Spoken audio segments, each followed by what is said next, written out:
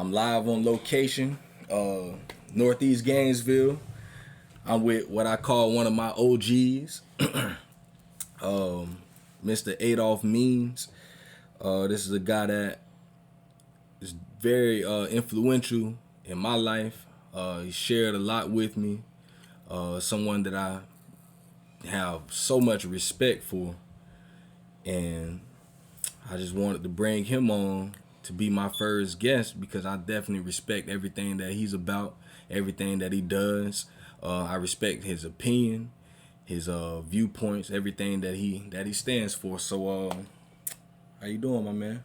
Doing great, man. Excuse me. Sir. Doing Yes, great. Sir. Doing great. That's good, man. Yeah, I just like I say, man. You someone that I respect a lot, man. Everything that I like over the years I've watched you, seeing things that you do, man. I just like the way that you carry yourself as a man, as a father, as a husband. And yeah, just something that, I've definitely taken heed of a lot of things that you've taught me, things that you've encouraged me, man. You was one of the people I remember months ago when you told me I needed to get on, man, you need to brand it. Yeah. I was like, you know what? That's real. You know, I need to do that. And man, I went home and I worked on it that night.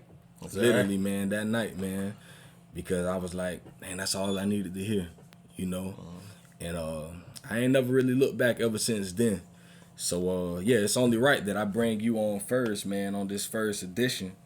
So well, thank you, man. I really appreciate that. Yes, sir. Yes, sir. So let's get started. So with this being Dad Can We Talk, it's fatherhood podcast, something that I think is needed in our community, especially in the Black community.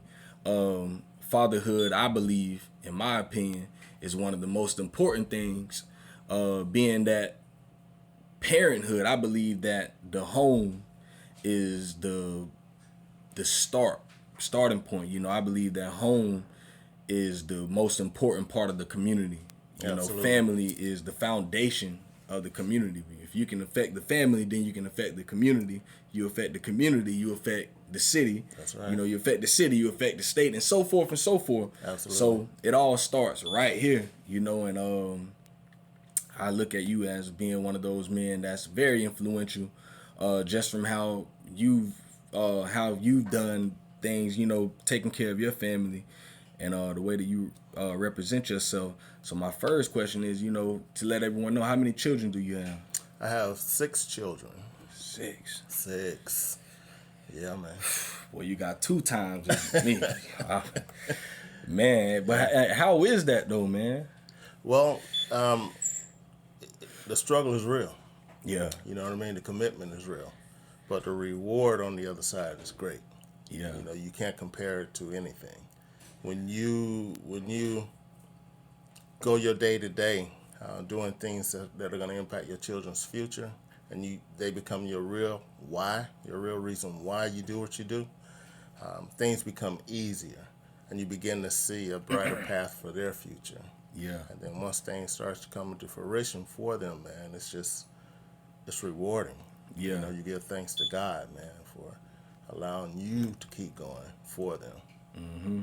So, yeah. Yeah, man. And I can only imagine with having 6 of them. Yeah. I'd be thinking like, man, God, am I going to make it to see the end of my 3? Just like, man, I think about it a lot. Yeah. Just having 3 children. And then, at times I talk with people and they're like, oh, I got 5 kids, 6 kids, 7. I'm like, 7? Yeah.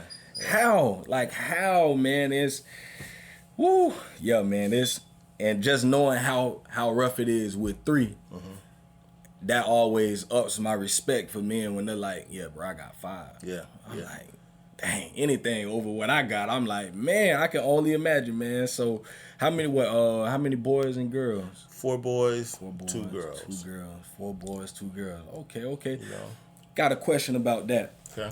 What's the difference between what's one of the biggest differences between raising boys and raising girls? Well, as a dad, you're going to want to set certain standards. Mm-hmm. You're going to want to hold your kids' feet to the fire as far as being responsible, being able to prepare them for the world. at one point when they're getting ready to get out there. So sometimes you're going to be a little tougher on those boys. You know what I mean? But them girls, you got to learn how to nurture them as well as being a little tough on them also. Because you want them to hold their own as well. You want them to be independent, and their mothers are responsible for teaching them, you know, that nurturing part, in my opinion. Yeah. You know, I can love them. I can affirm them. You are beautiful. You are a strong black woman. You can do whatever you want to do. But there's a certain aspect that I can't give them that their mom can. But there's an aspect I can give them to protect them from the world. That's real. Nurturing them, affirming them, letting them know they're beautiful, they're smart, they're strong black women, and then reminding my boys that nobody can stop you. Yeah. You know, you are whatever you want to be. You can do whatever you want to do. Be that man, that man's man. That's real. So yeah, that's real, and that's something that we need, man. You know, I mean, I look at the state of, I look at a lot of things that's going on in our community right now, and I was talking with one of my friends once before. We were coming home from work, and he was just telling me all these stories about women that he dealt with, and I'm like, man, are women really like that? Right now, in this day, you know, he was telling me all type of crazy stuff, man. And my thing was, man, you know, I done been married, I done been with my wife for 10 years. Yeah. You know, so it's been a long time since I was really just out there, you know, seeking, or like we were saying, on the prowl. Yes, sir. It's been a long time, and the things that he was telling me, I'm like, the last time I was on the prowl, they weren't like that. Yeah. You know, and it kind of hit me like, dang. It's almost like the roles have changed. In this time, you know, a lot of the girls are being like the boys. You know, they're like, some of the stuff I hear nowadays, I'm blown away. And I'm like, do they really do? Like, they'll come up to you like that, bold like that? And it really made me start thinking, you know, what are we doing as fathers that has made our daughters turn this way, you know? And I started really looking at it like the way I think the way a lot of men have raised their sons has been like, for instance, I'm gonna raise my son in the way to where, because it hit me one day, I was just watching my kids. I'm sitting back, sitting there. They were playing with the toys or whatever. My daughters have these baby dolls or whatever, and my son picked up the baby doll. And when he picked it up, I just watched him. And he was just like, just nurturing the baby, you know, just like, hey, yeah, little baby, putting it down to sleep.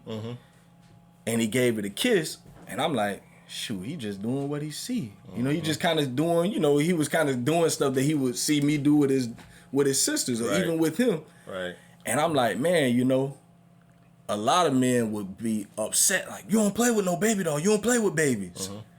And I'm like, what kind of message is that sending to our sons? You don't play with babies. I play with babies as a grown man. You know, I have babies. You know, these are with my children. I'm playful with them. I love on them. I kiss them. I put them down to sleep. All these things, and I'm like, dang. You know what? For years, I believe that we've changed with the way that we've raised our sons. And then when you look at a lot of young men, they don't know how to be fathers. Exactly. They're very ill prepared. I know I was very ill prepared when I first had children. But you see a lot of young girls, a lot of them are much more prepared than young men when they first have children, because they've been brought up to say, you take care of the little babies. Right. You don't play with babies. Right. So then when he has a baby, when he's older, it's like, I don't know what to do. Like, I don't really understand this whole family concept thing. And then they're gone. And it just hit me in that moment like, dang, you know what? That's kind of, like, I kind of see why we are the way that we are. And, you know, I talked with some people about that before, and they were like, I don't know about that. But I'm like, when you really look at it, you know, I want to know, like, what are your thoughts on that? You know, as far as, is that something that you would say that you've seen, or do you think the two correlate with each other? I've definitely seen it. Yeah. And coming up, I've never played with baby dolls. Yeah. I never have. The concept of nurturing, knowing how to take care of, like putting to bed, like what you were just suggesting. Yeah. I can see that. Yeah. I can see that because we teach young boys, you're not supposed to cry. When I was Yeah. growing up. You're Another one supposed of to the be things. Yeah. tough, tough, tough. But we don't teach them how to be nurturing towards a female. All right, we don't teach them how to be a dad towards that daughter. We just teach them the regimented part of being tough and providing, getting things done. So if you're doing that, I could see that. You know what I mean? I can even support that. But we still have to keep in mind, if somebody comes to the door and there's a problem at your household, That's real. That's real. everybody in the household is expecting you Yeah. to go see who's at the door. That's real. You know what I mean? That protection, that providing, taking care of your family is your number one priority. And there are a lot of times in households that I've seen, and even my own growing up, the father would, be the disciplinarian, That's real. lay the law down, and then the mother would come later on and say, this is why. Yeah. You might not understand now, but your dad wants this for you. Then when you become an adult or you become of age or you have a different mentality about it, you be like, yo, that's why my dad did whatever. That's real. You'll hear men today, I'm glad, well, from my generation, I'm glad my parents, put the strap to me. Spare no rod. I'm glad they did. But during that time, I wasn't trying to feel it. Yeah. But now I'm glad because I have a certain level of discipline. Yeah. You know what I mean? I didn't get in, a whole lot of trouble coming up because of that. Therefore, I can pour those values and principles into my kids. So if I could say this right quick, with my kids, there are certain things I wouldn't allow them to do, and they'll get mad. And I would tell them, I don't care about you getting mad. Yeah. You'll see it later on. Yeah. I'll be the bad one. You can be mad with me. You can do whatever. The only thing I'm going to tell you is not to disrespect your mom. That's real. So make sure, if you want to say whatever about dad, we're cool. Yeah. Later on, you'll see. And I can honestly say, man, with all 6 of them, I believe, bottom of my heart, they see. Yeah. You know what I mean? And the values and love they have for their moms are off the charts. That's real. So That's real, and that's something that I'm aiming for, man. I got, my one son, my 2 daughters, and I try to let him learn, through trial and error. Yeah. And I'm always watching him, and I see him doing certain things, and I'm always, and at times, like you say, I gotta no, and he's a fireball, man. And he's no, daddy, no. We're not doing that. right. And I'm sorry, my friend, but we're just not doing that. Right. And putting your foot down when you have to. And I think that's important, man. And me, I grew up without a dad. So for me, it was hard because now that I'm older, I look back on my childhood and I see where, man, if I would have had a dad that was active and present the way that I am with my children, I believe that I would have been a totally different person. Because when I look back, now I'm able to be open and really articulate how things affected me and, my thoughts on certain things. Because, I was growing up, I was a kid, that I always wanted to be loved, and I think I acted out a lot in school and stuff because, like, a part of me just I needed some real close, affectionate type of love. Yeah. And I feel like now my mom, she did everything possible. Like, she did the most wonderful job. More like, can't take nothing away from her. Like, Absolutely. she was that, Yeah. she was everything that I could imagine from a mom. But I think I know I needed my dad there. I needed that love from a man, And at times I think me and my oldest brother, we didn't get along a lot growing up because I feel like I wanted that even out of him. But I don't think he was really, me and him have same mom, same dad. We're the only, out of all my brothers and sisters, we're the only ones with same mom and dad. So he grew up like me. He didn't have what I didn't have. And I almost at times looked to him for that. But he's like, man, you need to be tough. Man, quit that crying. And he was real hard on me. And I despised him for that. I literally despised this man growing up. Because I'm like, man, why is this man always so mean to me? And that was always my thing, man, raw and mean. Yeah. And I despised him because sometimes all I wanted was for him to just hug me sometimes. And people might say that sounds kind of crazy, but I needed that. I literally needed a hug from my big brother because he was the closest thing to me of a dad. I looked at him, I looked up to my brother. I wanted to be like my brother. And then as I got older, like high school and stuff, I started like hating him. Like, wow, man, I hate my brother. I don't want to even be like him because I felt like I didn't get what I needed from him. But I just didn't understand that wasn't something I could get from him. He probably needed the same thing I needed.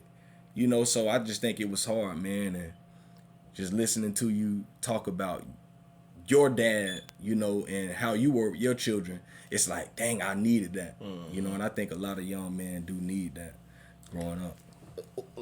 In all fairness, can I add something else? Yeah. Now, with my kids, they didn't always grow up under me. Yeah. You know what I mean? I've been through a divorce. I had a kid when I was in the military. So, and, he was out of state. Yeah. You know what I mean? One of my kids, they wound up moving out of state. Yeah. So I would see those that were here on a regular, every other weekend. And I would try to participate in their games and, activities, that kind of stuff. Yeah. So I don't want to paint the wrong picture. Yeah. But I want to be as transparent as I can. It's real. But my values, my values for them and the standards I tried to live to was consistent. It's real. So, and I knew sometimes there might be a little tension. Why dad isn't doing what they think or thought I should have been doing. But I knew what I had to do, for one, as a man, and for two, as a dad. One thing my dad always told me growing up is, son, you got to make sure you always take care of your job. When you go to work, go to work. People tell you to do something, do that, because that's what they're paying you for. If you don't take care of your job, you can't take care of your kids. That's real. You can't take care of your family, your household. So there are times, Shad, I was working, 2-3 jobs, 16, 20 hours a day.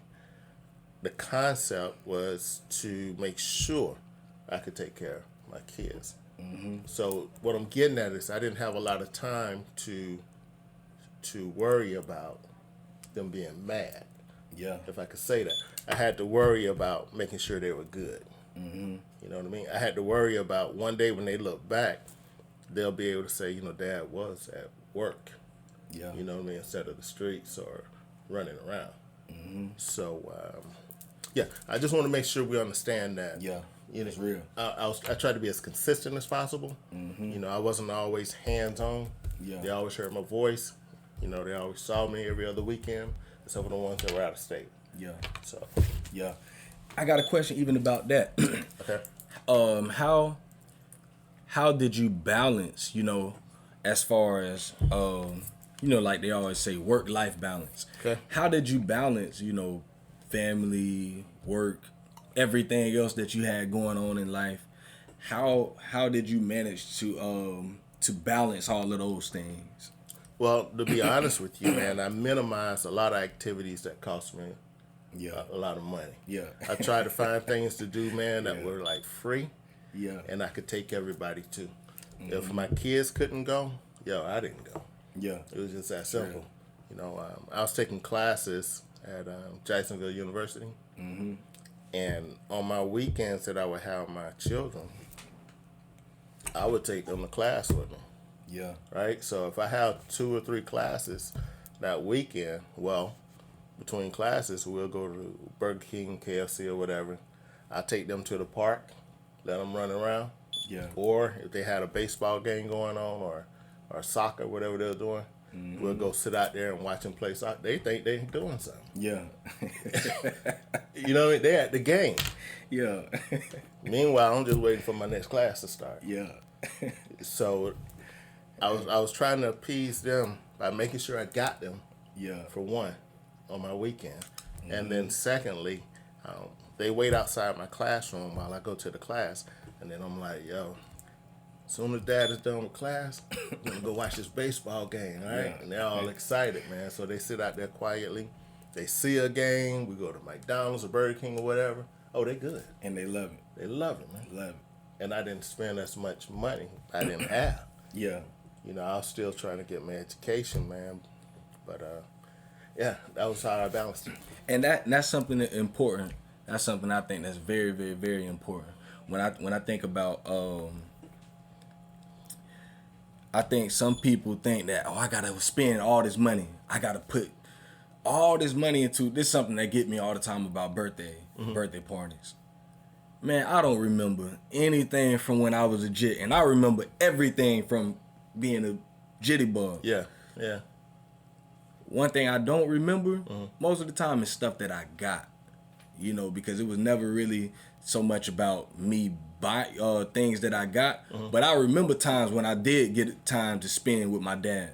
See? Man, I remember the times he took me to the beach. Yeah. I remember the times he came and took us to the old restaurant that used to be up there on 23rd Ryan's. Yeah. I remember times when he came and took us to that real old place that used to be out on Williston Road. Brown Derby. Not Brown Derby. Not Brown It was Derby? like a red.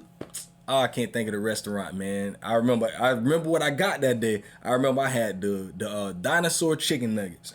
I never forget it, bro. Like, I would never forget it, you know.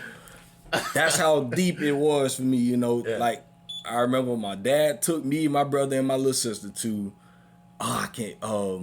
it was like a person's name. That was the name of the restaurant. I cannot think of the name of it. But I remember us going there. One thing I look at my kids, I took my kids to a UF baseball game sometime last year. Every time we drive past the university now, my son says, "Look, Daddy, that's the baseball game." There you go. "That's the baseball game, Daddy. We're going to the baseball game." I say, "No, we ain't going to no baseball game. We went one time." Yeah. But that's the one thing, that's what he remembers. Yeah. Every time he sees it. Every time we go past anything we do, whenever I take him somewhere, when we come back past again, he pointed out, "Remember, Daddy, we went over there? Yeah, Daddy, I remember when we did this." Yeah. And they remember that stuff. And I'm like, I bought them these toys. Man, these kids don't care nothing about the toys. Now, they care about them when you going to buy them from the store. Man, 2 days after that, they break the toys in. They tell me, I tell them, "Go in your room and go play with the toys I bought you." He say, my son tell me, "Daddy, the toy is boring." "That's boring, Daddy. I don't want to play with my trucks." Yeah. And how old is he? 4 years old. Yeah. And that joker would tell me to my face, "Daddy, that's boring. I want to go somewhere." Kids want to spend time, and that's something that I look at, you know, and that's why I'm always trying to create these memories for them, you know, trying to, even if, like you say, even if it's just taking them to the park, man, the kids love that. Love it. You take them to West Side Park one time, every time you driving down, "Hey, look, Daddy, there's the park. There it is. We going to the park." Yeah. "No, we ain't going today." You know, before I left the house today, that what they were asking, "Daddy, can we go to the park today?"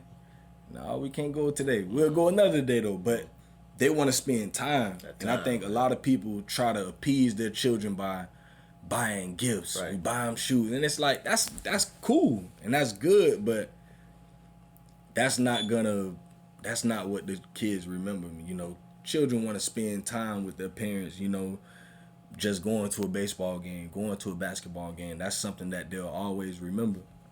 But yeah, man. So that's something that I always looked at. It's big, man. And as parents, man, we may go to these events with them, like going to the park. there's so many activities out there they can participate in. Mm-hmm. You know, you could just let them go. Yeah. But if you make it like an event, Yeah. you know what I mean? You swing a little bit with them, or you run around the merry-go-round, or make it an event. Yeah. Oh, they go crazy It's a about wrap. that. Yeah. Now you're going to have to always go back to that thing because Yes, sir. take them to that park and have a little too much fun. They want to go back every day. Yes, sir. But I want to kind of go on the marriage side. How long have y'all been married? 15 years. 15 years. Yeah. Dang. 16 this year, man. 16 years. Yes, sir. I know you got some stories for that one. Yeah, what would you like to know? Marriage, Because look, man, I ain't gonna get myself in trouble. Yeah. If I get in trouble, you get me in trouble. That's one thing I know, boy. Marriage, you say that 15 years, boy, that just pop up in my head. 15. Yeah, man. Like I said, I've been with my wife since 2009. Been with her for 10 years. Mm-hmm. Well, this year will be 11. We've been married since 2012. And we got stuff for days. Yes, sir. Yes, sir. So I know, man. Like how has it been though? You know, I'm gonna tell you now. How's the marriage life been? Marriage life. I'm gonna tell you, and this is no joke. It's been great. Yeah. Mm-hmm. It's real. It's been great. Because, man, now we've had our struggles. Yeah, yeah. We've had problems. So Like everybody. yeah. I'm not trying to sugarcoat nothing. You know, transitioning from being single to being married, bringing children into the family, having her to adjust to my kids, my kids adjust to her, you know, her daughter adjusting to me. You know what I mean? It was it could be challenging. Yeah. But it's about being consistent, man. I say serenity prayer a lot of times. I do that just with life, period. You know what I mean? And that got me through. But the marriage itself, and this 100%, man, I wouldn't have wanted to marry anybody else. That's real. Because of the type of person she is, her values, she has my back. You know, we don't always agree. You know what I mean? But at the end of the day, she there. You know what I mean? I don't have to wonder and worry about where she is, what she doing. That's real.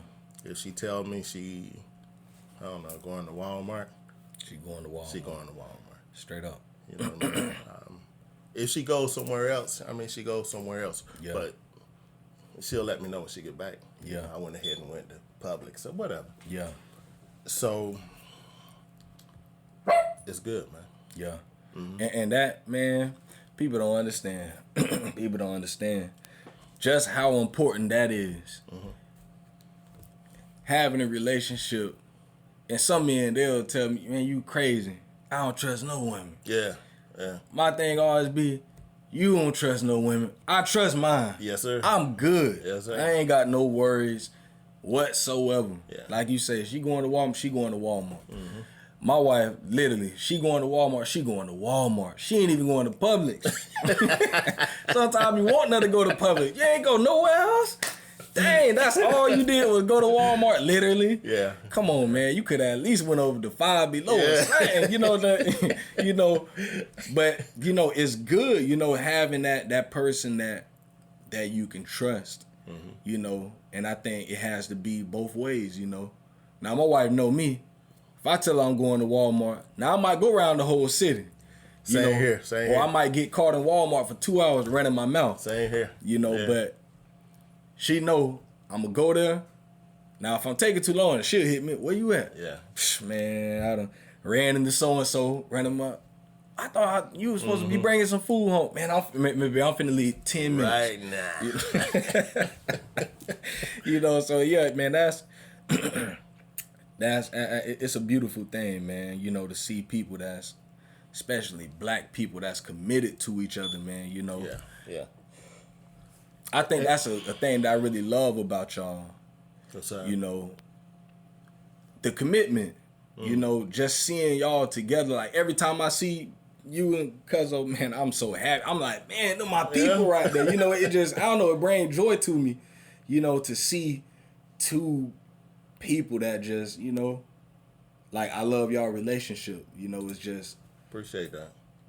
It just, I don't know, it just, every time I see, like I say, I don't even know what it is. It just make me happy. Like, man, they're my people, man, my folks right there, boy. You know, it make me happy, bro. So, yeah, I love seeing y'all together, man. I appreciate that, man. Seriously, man. So, and that's, I like what you say, too, about,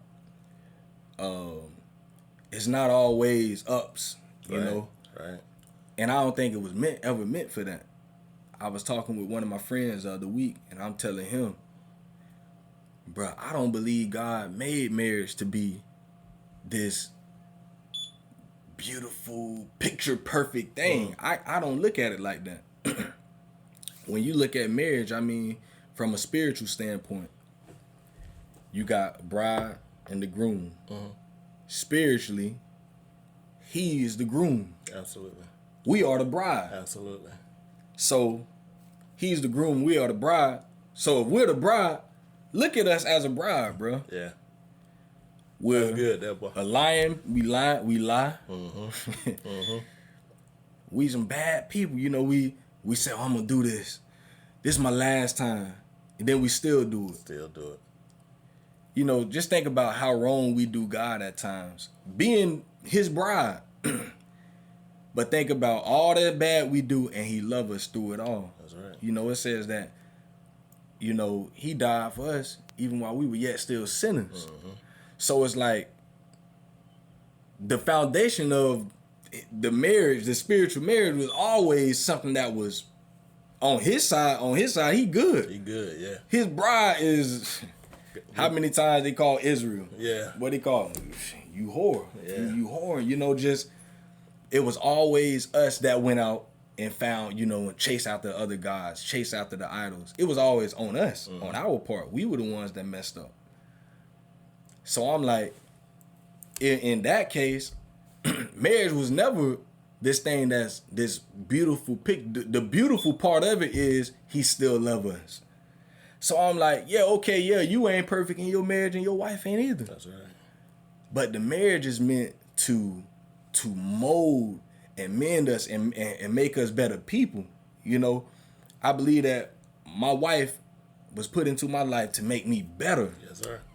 You know, she helped me, you know, become a better person and work on things that, you know, I wasn't a patient person. Now I gotta learn patience in marriage. You know, marriage teaches you, you know, these characteristics, how to love and how to be, you know, long suffering, you know, and kind toward another person and forgiving. Yeah. And those are the things that marriage teaches you, and it makes you better. So like you said, it don't be always all good, but in the times when it ain't all good, it's nothing compared to the good. Nothing compared to it, bro. No, sir. Because when you still good. man, Regardless. like, man, I love marriage, bro. Like, I'm one of the biggest advocates for it because I believe that marriage is, it's like I say, it's the foundation of the community, man. You know, and that's why, man, like, I respect y'all, man. Like, I have so much respect for y'all and what y'all stand for and what y'all do, man. And I just want to encourage y'all, man. You know, keep doing what y'all doing, you know. Thank you, man. Because y'all the example for people like me and my you. wife, man. Seriously. Can I say? Yeah. If I can just hit on this right quick, man. For young brothers that may be listening, success. There are different principles for success, man. You know, maybe another time we can talk about, you know, like the 7 habits of highly effective people, that kind of thing, man. Stephen Covey. But in principles, as you're pursuing your success, you know, you want to do 1 through 10. Somewhere in there, you need to make treating your wife good. That's one of your principles. All right. You know what I mean? Don't just go after whatever you want. one of those things you go after is to make sure she's good. You know what I mean? Even if y'all have an argument or a disagreement or whatever, you make sure she's good. Yeah. Because she may not acknowledge it right now, but when she go out there, man, I feel like she's representing you as the head of the household. You know what I mean? So when you go out there, you're representing her. Here we go again, what you're talking about. God is the groom. When we go out there, we're representing God. Right. That's real. But with you being the head of the household, you must make sure she's good. And the wife, she's really, man, the backbone of the family. Yeah. You know, you That's just real. the face, dude. That's real. It's bro. that wife that grind. You know what Yeah. I mean? So we got to make sure we honor her and treat her like that, man. That's real. You know what I mean? Don't let anything come against her. Don't let nobody mistreat her. You know what I mean? Treat her like gold. That's real. And I'm not saying we're going to do it all the time. Yeah. Because we have our arguments. We have our disagreements. So I'm not tripping. But it's something that we all need to work towards. You know what I mean? Try to put her before you. Try to make sure she has before you have. You know what I mean? And if I could say this too, man, invest in her dreams and ambitions. Because a lot of times you'll see scenarios where you may be wanting to become the 7-figure. Yeah. You know what I mean? Well, she may put her dreams aside for you to go get them 7 figures. All right, when you get those 7 figures, don't you forget her. All right. You know what I mean? Or when it's time for her to go get it, if she's closer to obtaining her goals, man, then you hit the support role. Let her go get it, because the money come in the household, it's y'all's. Yeah. It's both of y'all's, man. Yeah. It don't matter how, to me, Yeah. That's real. no matter how it come in the That's household. real. Hey, that's how it is in my house. Okay. Straight up. Straight up. So you do what it takes, man, to make sure she good when she walk out them doors and go conquer the world.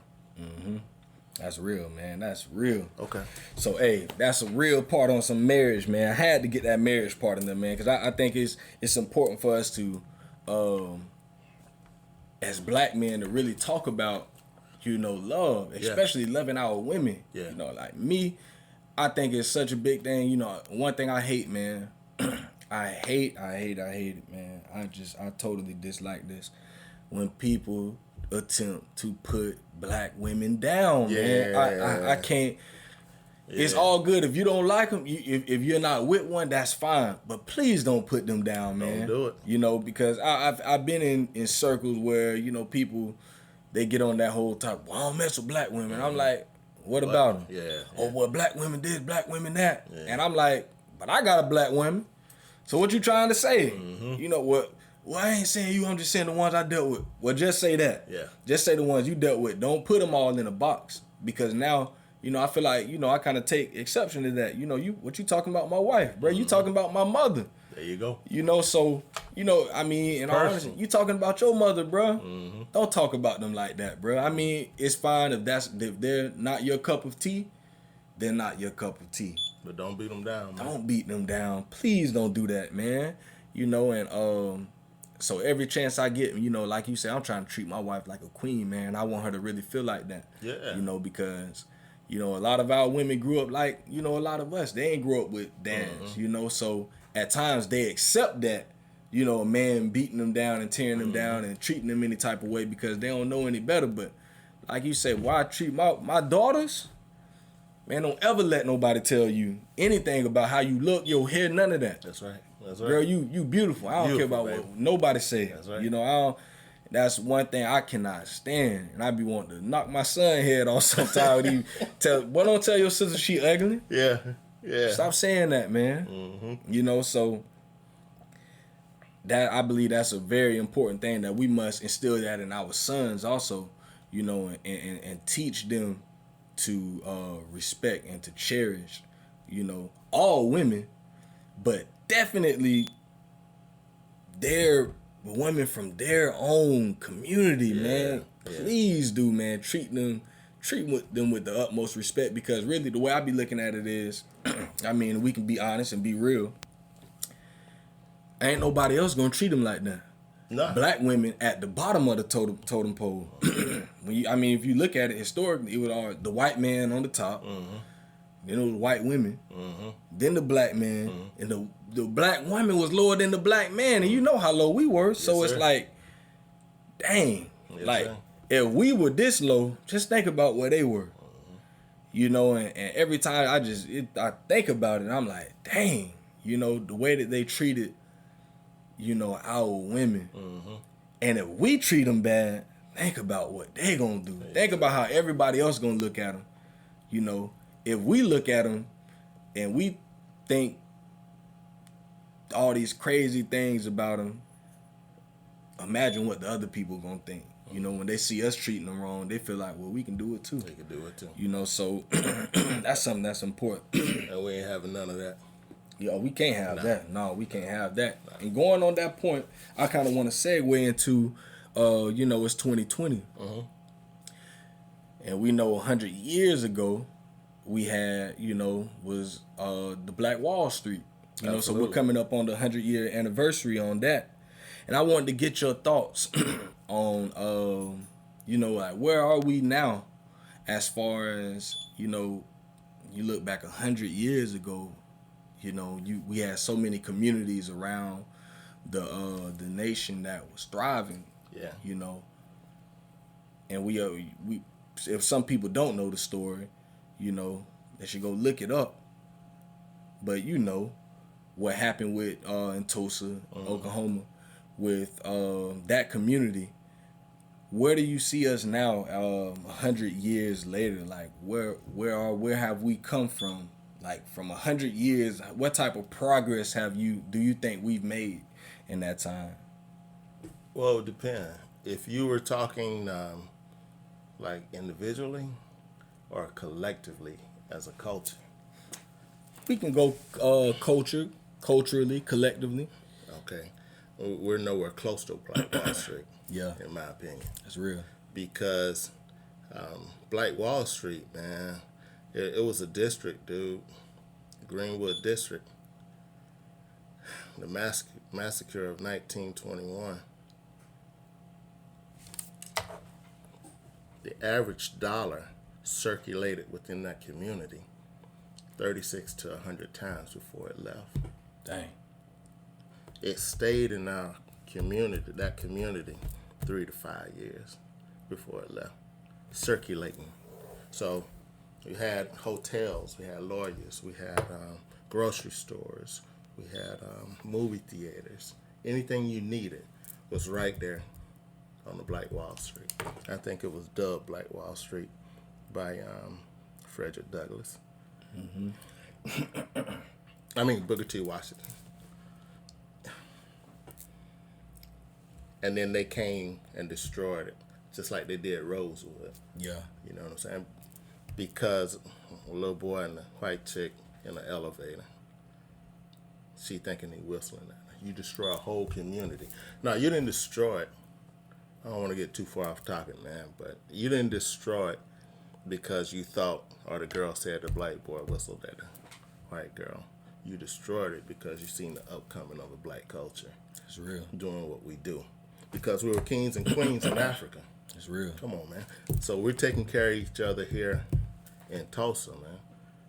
You know, y'all don't want to do any business with us, so we'll start our own. All right, so I don't think we're nowhere near it, man, because we allow people to come into our communities. We allow them to set up liquor stores. They buy all these 7-Elevens, well, not 7-Elevens now, but whatever convenience stores these are now, and they're setting up in our neighborhoods, beauty supply products in our neighborhoods. How are you gonna come in from wherever you're coming from, set up a beauty supply shop in our neighborhood, and tell us about our black hair? No, that should be our brother or our sister. That's real. And we should be advocating that business. No, I want you to have, and we don't go in there asking for a deal because you're in business to make money, That's right? real. Because when they make money as business owners of this beauty supply shop, well, then they're going to come over to your grocery store and spend money. And that's how we're going to keep money in the community. You're going to come to my gas station and buy my gas. You know what I mean? I got a problem, I'm going to go to Ron's attorney office. Yeah. So we're going to keep that money in our neighborhood, and we're not doing it. So I don't want to get too long-winded on it, but I can on this one. Yeah. But we're nowhere close. That's real. That crab in the bucket mentality is real, man. I mean, why I don't want you to see you come up. You know what I mean? I ain't gonna pull you down back in the bucket, dude. I'm gonna push you on out. All I'm gonna ask is you reach back and grab another one. Yeah. You know what I mean? Help him out. Yeah. So it won't be as hard. And before you know it, we all out, man. Let me say this, man. You ever pay attention to the activity of ants? I have, yeah. Okay. Ants, they'll go all the way out of their colony, man, to get food. But they'll leave trails so that when they come back, it's no problem. And they're helping each other. Mm-hmm. How can an ant this big bring back something this big? Yeah. They're working together. Oh, they getting it too. And they bring it back to the colony, man. Divide that thing out. Everybody eat. Mm-hmm. That's how we got to be, man. That's real. We got to take care of each other so we all eat. That's real. You get the big piece of chicken today. All right, I'll get it tomorrow. Yeah. But we both full. That's real. So, yeah. That's something, man, I agree. Man. I agree. And I think we could do so much better. You talk about that beauty supply store. One of my friends, I can't think of his name right now, Kenna. He opened up a beauty supply store on Main Street maybe 3 years ago. And I'm not sure if he's still in business right now, but I don't think he got supported the way he was supposed to. See? Because I know when he opened it up, I used to always see him, posting it on Facebook, putting it out there, I even told my wife, man, when you go get something, man, don't go to the people's store, man. Go support my boy. Right. Go over there and get it from him. Right. You always be going. Go get it from my boy. Right. Because he trying to, he was like, I can't remember the name. It was called Plush, I think, if I'm not mistaken. And I really need to check on him and see if he's still even in business. I hope he is, but if he's not, I wouldn't be surprised. Right. Because I know we ain't support him. Right. I know women didn't support that man, and it's sad. It's a sad thing, that for this man to put his all into opening that business, he should have been eating. Yeah. He should have been eating, man. He right there on Main Street. It ain't like you ain't going to Main Street. Right. You on Main Street because you going to the hair store on Main Street. That's right. I know them people over there eating. They've been open since I was yay high. So. And their spot has expanded. They done took all the Publix, man. Before they had a little storefront. Yeah. Now they got all the Publix. Man, them people eating, man. Come on, man. They're eating, man. And my boy should have been the same way. Even if the other one stayed open, I ain't telling people just don't go. I mean, if that's what you do, but please, somebody support this man. Support him, man. Now that I'm thinking about it, I really hope he's still in business, man. I'm not sure. I'm gonna check on him when I leave. Make sure he's. I gotta hit him up. I ain't talked with him in a minute. And but yeah, that's the truth, man. And as I've been doing my research on, I like listening to podcasts. I'm at work. I'm listening, all type of stuff. But I've listened to a lot of different podcasts about, Black Wall Street, just trying to learn and understand what the culture was then. I'm always blown away every time I hear it. And I'm like, dang, I wonder how that felt just to be in that type of atmosphere, in that type of community. And I wonder how the camaraderie was, like they say when they heard about the young boy was in trouble, they say the men got their gun. Let me go see. Let me go check on my young boy. Yeah. Let me go. We gonna go and see what's up. And the men fought. They fought for their community. They fought for the people. And I wonder if it was today, what would we do? Stand back. Record it. Record it. You know what I mean? Man, they say the men got their gun. They got their gun. And let man. me go out. Let's go see what's up. Let's go see. And they were prior servicemen. Yeah. So they were trained. Yeah. They ain't trained. just out there shooting. Yeah. You know, if you coming to get it, you got to get it. Yeah. So, and I believe they were doing damage. I believe that's why they had to come with the plane. come on, man. They had to, man. I always imagine it in my mind. They probably were tearing them jokers behind them. Because you ain't going to just take nothing from us after you don't work for it. He ain't doing that. So I'm with you on that, man. Yeah, I believe they were tearing them up. So, okay, we got to call backup on this one. We need a little bit of backup, man. Yeah. Seeing them, seeing them aircrafts through, we're going to go ahead and finish this up, man. And some people might say that ain't never happened. But according to the history, from the oral history, there's people that have said, hey. And I take their word over. I do too, man. Yeah, I take that word, so. I do too. Yeah. Like you say, well, he can go all day on that one, though, Yeah, man. We can go all day on that one. So, yeah, man, I just kind of want to get on this sports really quick, man. I just want to, something a little more light. I know you heard about this ain't really light, but how'd you feel about Kobe Bryant, man, about that deal? Dude, I was pretty much like everybody else, general consensus, man. I was blown away. Yeah. Couldn't believe it. Hurt. But I'm gonna be honest with you, man. You see it, you hear it, how horrific it is. It was. You're sad. But I'm looking at Randy Moss. Yeah. Commentator for the NFL, and he was talking about Kobe Bryant. Mm-hmm. And now Randy Moss is the man himself. Yeah. You know what I mean? He's an icon himself. But he was talking about his relationship and beliefs and Kobe, his household, Randy's household, their beliefs in Kobe, that Mamba mentality. And this dude started crying, man. Yeah. Randy Moss. Crying.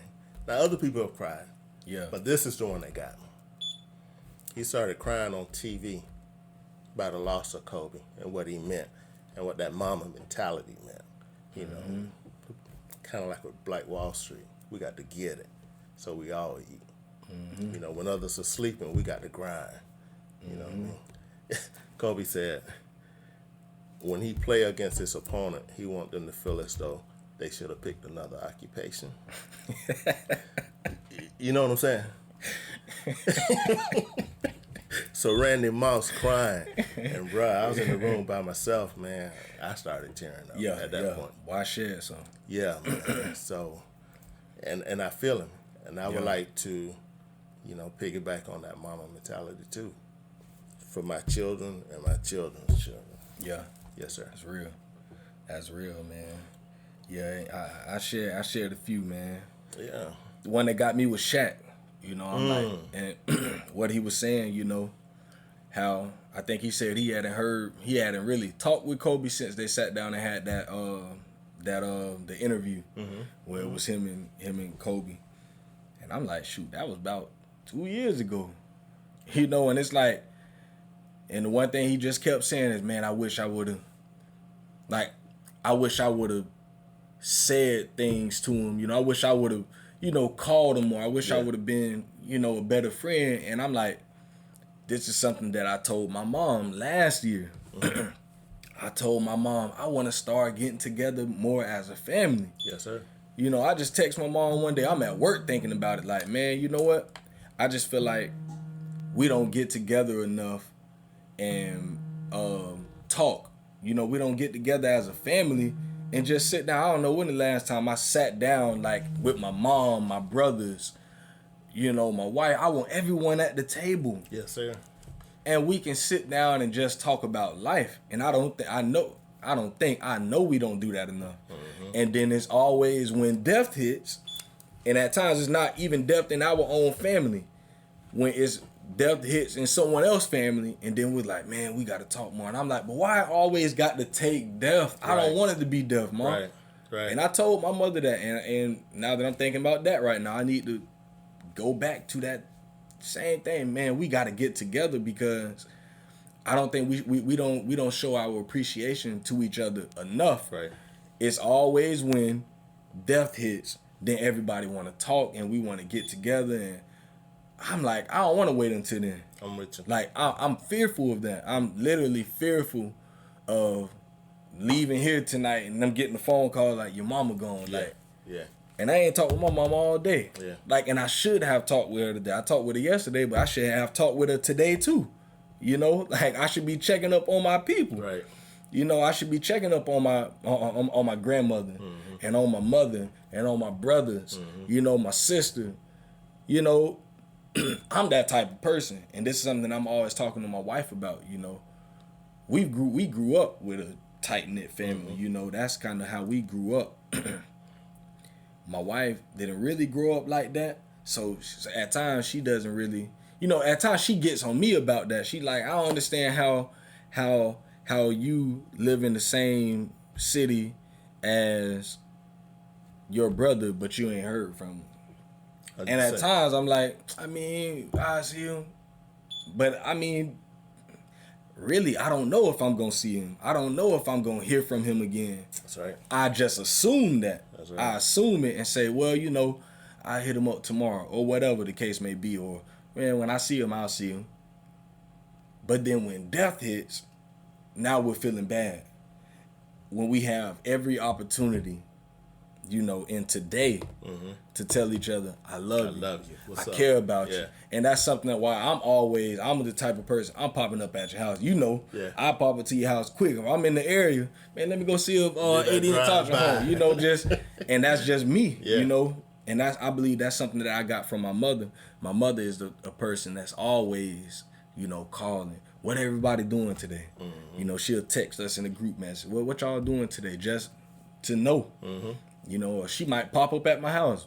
As soon as she got this little signature knock on the door, my kids always say, "Mima, that's Mima." They know. They know. They know. You know, and she don't call. She don't take. Every now and then she might. Yeah. But and that's my thing. I just pop up at your house. I pop up on my pastor all the time. I always joke with him. One time I popped up at his house. I knocked on the door. He talking about, well, you called me? And no, I ain't call you, man. Open the door, bro. I don't. Let me in. Like, no, he like, oh shoot, what's up? Yeah. Like, what's up, man? I just came by, bro. Like, I don't even want nothing, See, bro. we Like, don't do it like that no more, though. Yeah. but I remember back in the day living right over there in Tree Trail. Yeah.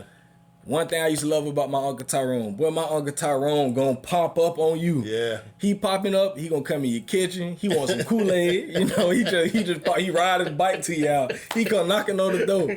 You know, Uncle ain't calling. You know, at that time we ain't have no cell phone. Yeah. So it ain't like you can just call, especially if you ain't home. Yeah. So he pop up, he roll up on his bike, man, Unc coming in. Uh-huh. Where Like the he Kool-Aid at, man? Yeah.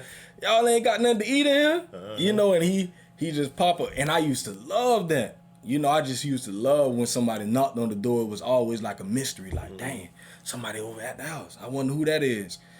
It could be your friend. You know, it could be my auntie, my uncle, whoever, you know. But it was always like this sense of like, it was like a mystery when someone knocked on the door. Yeah. Nowadays, we know when it's a knock because we done text each other. We done called each other. Hey, I'm coming over in 30 minutes.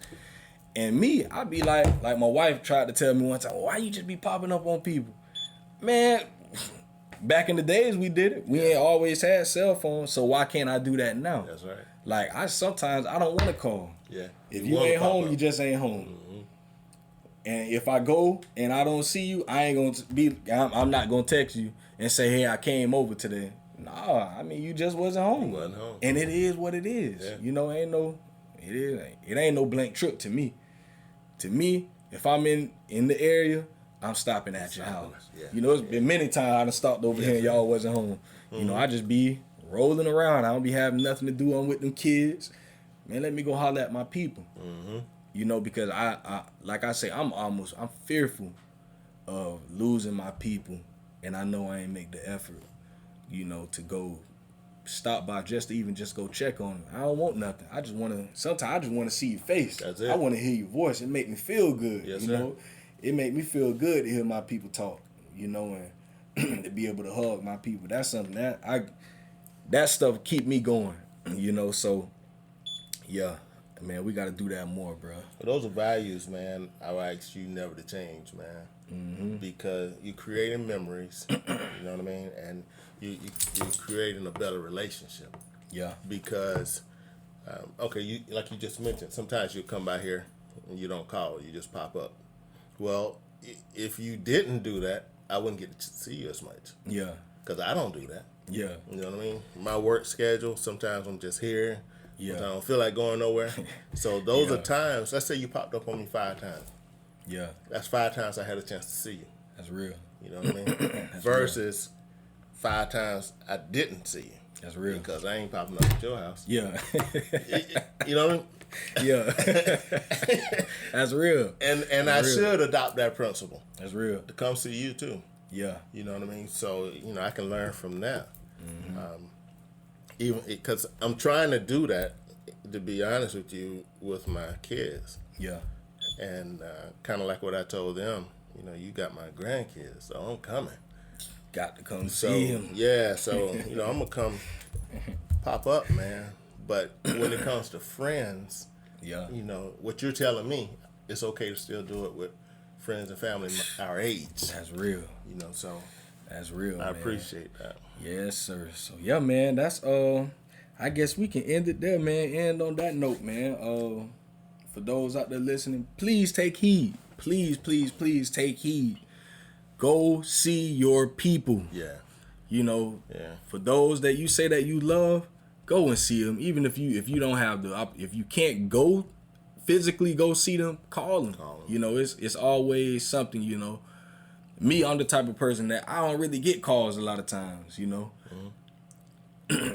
But I make up for that. I say, well, if you ain't gonna call me, I'm gonna call you. Yes, sir. And people know me. I will call your phone, boy. I'm gonna pop up at your house, cause I'm just that's just how I'm wired, man. I thrive off of interactions with people. That's something that it make me feel good at night. I go home and I feel like I've seen somebody that I love today. Whether it be a family member, a close one like my mother or my brothers, or it could be a distant family member, or it could be just a friend. I thrive off of that, man. I thrive off of those interactions, and it make me feel like, dang, well, if I don't wake up tomorrow, at least I did this and this day. Yes, sir. I seen this person. I made another interaction. Yes, sir. I at least I got to hug you. Yeah. Something, man. It's, and when I tell you this, and I end on this, man, it will make your life. You'll be more fulfilled. And I tell my wife that a lot. Call your people. So at least if on your part, I ain't expecting my people to call me and come see me the way that I do, because maybe they just don't have the opportunity like I do. But for me, I always want to make sure that I do everything on my end. That's it. So that if someone does leave this earth, I don't have that guilt. Like, man, I ain't. Especially when I knew I could have made a better effort. I just don't want to have myself leave or someone else leave this earth without us making the effort. You just live every day like it's literally your last. That's how you got to do it, man. And you will see how much better you feel, when you go and you just make those interactions, man. So, yeah, I appreciate you, bro. Well, I like to say I appreciate you, man. Much respect, much love. And I'm proud of you, man. Yeah. If I could say that, man to man, as a young black man, your wife, your kids, man, you're doing what's necessary to be successful, in my opinion. Yeah. In the world and in the spiritual world, most importantly. Yeah. You know what I mean? Continue to be who you are, bro. Continue to take care of your wife. Straight up. Take care of your children. And you do what's necessary, man, to cover them. Yeah. You know what I mean? And when you need strength, call me, man. Straight up. Come see me. Iron sharpen iron. Yeah. I need that. We all need it. Yeah. Sometimes we're afraid to cry on another man's shoulder. Yeah. But we got to do that, man, and help each other. It's real. And it ain't about it, getting out in the streets. Oh, Rashad. No. It stays, bro. That's real. All right? Because if I have an issue, I'm coming to you. That's real. That's right. real. Proud of you, man. Yes, sir. I appreciate you, bro. Well, that wraps up the first episode of Dad, Can We Talk? So, For my listeners out there, I need for y'all to stay tuned. We got more special guests coming. Be in tune to the Facebook page. You can find us on Facebook at Dad Can We Talk. Find us on Instagram on Dad Can We Talk. And I will be posting on some sort of podcast platform soon. So I'll put that out on the Facebook whenever I do make that available. So yeah, Okay. that's it. All right.